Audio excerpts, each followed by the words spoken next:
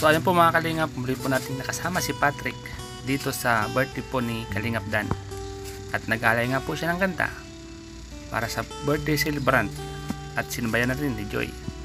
Mga Kalingap, maganda rin po pala ang boses si Patrick at isa rin pala itong entertainment sa mga ganitong occasion. Nakakatawa, kahit may problema ay pilit po siyang nagiging masaya. Mga Kalingap, samahan niyo po ako. Panoorin po natin ang kabuang vlog pong ito sa aking munting channel.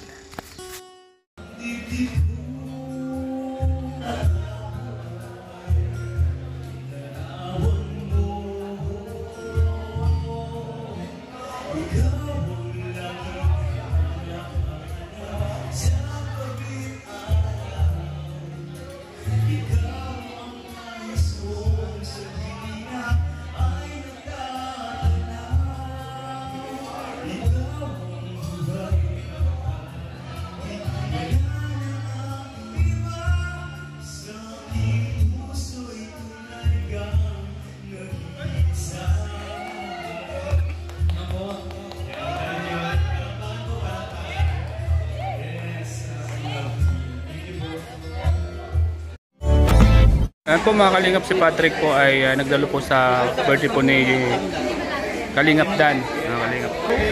Ayan po si Patrick. Ayan Patrick, naka-attend ka ni Papa Dan birthday? Invite po. Maganda. Kumusta? Goods mo po, nakabayad ako. Nakakatagtag. Okay na? Arelino lang. Maganda yan. Marami bang kang magagandang comment doon sa vlog ko sa'yo? Nabasa mo mga comment? Kaya labas mo lang. Tumuloy ka dito? Ano oras ka dumating? Ang ano na po, mga mag-8 na. Iniskaso pa po sa school. Tapos gano'n po ako na student assistant. SA po ako. O, katulong sa office ng mga teacher. Na-check ng mga videos. Tapos mo confusion na bawas po. Pag ganun, pag SA ka, so katulong ka ng mga teacher mo mag-check ng mga... Yung mga pinapabalo nila. Tapos, minsan pinapatambas nila. Ganun. Tapos yun, may ano man yun. May bawas mo po yun sa tuition. Ah, ganun pala. Mga 1-3 ganun. Kada buwan. Or sa kada midterm. May bawas. Maganda ano? Makakabawas yun sa tuition fee mo ano? Isa yun sa mga ginagawa mo sa school mo. Sayang din po eh. Nakakabawas din siya. Ginagawa mo lahat ng paraan ano? Para makabawas sa tuition fee ano? Opo. Alam mo din ibang tutulong sa akin.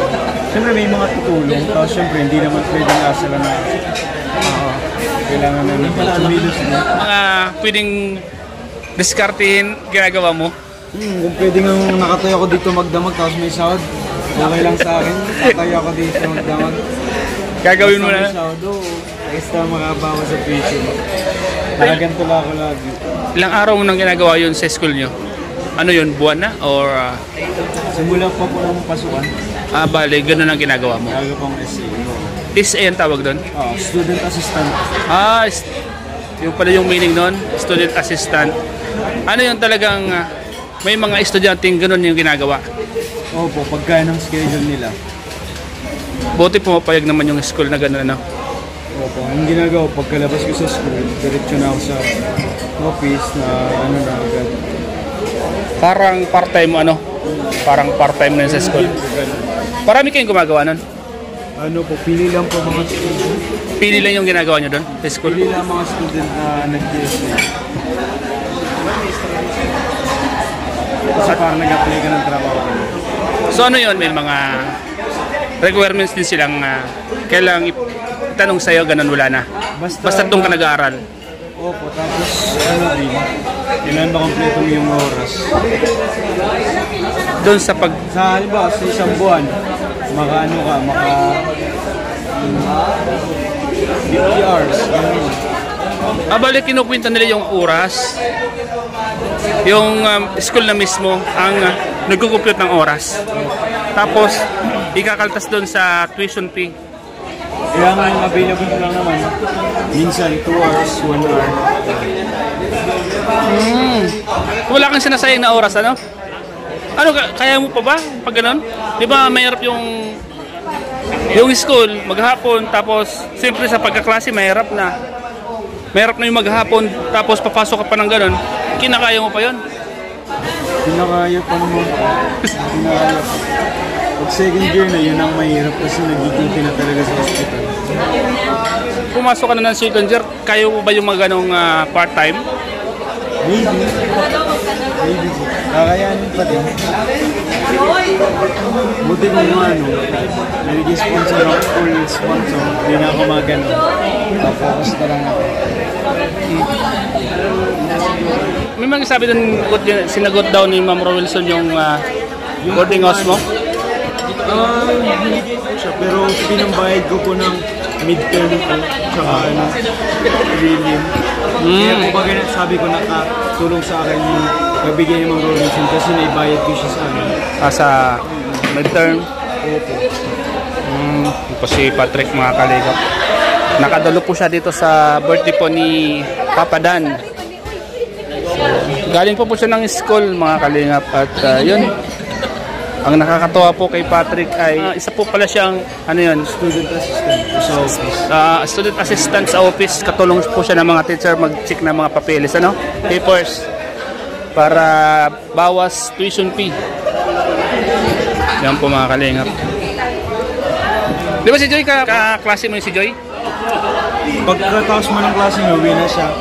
Ako, hindi ako makakaulit kasi may gagawin pa ako sa office. Ayun, SA, Kaya, anong oras na ako? Nag-2 hours ako doon. Nag-2 hours ako kasi sayang yung oras. Si Patrick, mga kalingap. At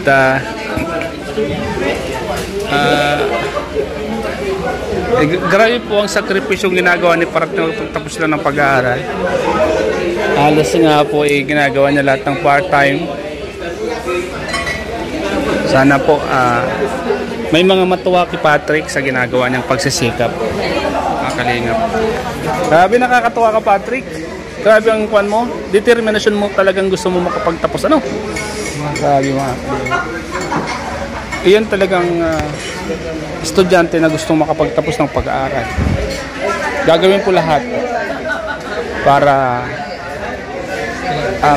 matapos niya po yung kanyang kurso. Talagang buong desisyon mo na yun talagang kurso ang gagawin mo, yung itatapusin mo, Hindi ka na nadala sa mga comment na gusto pinapa-shift ka ng course. Di ba po kasi nila sinasabi, pinag-isipan ko na bago ako pumasok. Tama. Tapos, naramdaman ko na parang yun yung calling ko kasi sa nursing hindi lang naman about sa academic. It's about therapeutic and holistic approach. So mapapakinabangan ko din yung socialization, pakikipag-socialize. So malagang socialization sa nursing. So parang na-realize ko na calling ko din yun.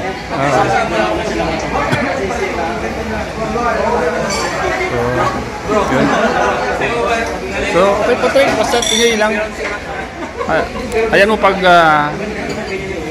may mga nagpaabot ng tulong, papad ko sa'yo.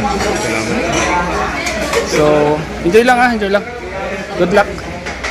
Ito yan po si Patrick, mga kalingap. Dumalo po sa birthday Dan.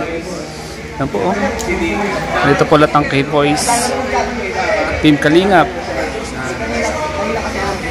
po.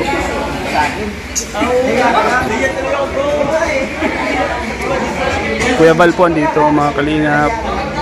Kuya Prox. Lahat po nandito, mga kalingap.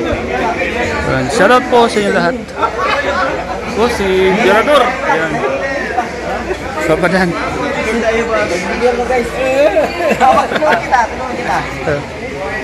Hindi po wakin naman.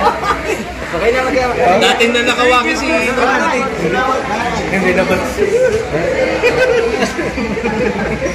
Kay Ilyas. Yan pala. Nagawa mo din makapagpapicture pa ba, Joe?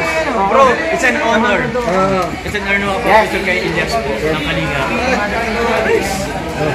Patrick, galing mo pala kumanta. Amjad. Tapos si Patrick mga kalingap, pumunta po siya sa Danjoy.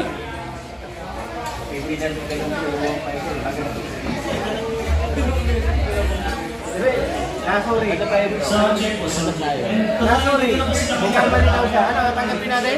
Ha? Sorry. Ano, natanggapin natin yung sorry? Okay, natanggap naman ako ng sorry. Pero ang mga... ang mga damage na inagawa mo. Yan. Ang mga kasama sa mga kaitan ka ni Jobs. Ayan.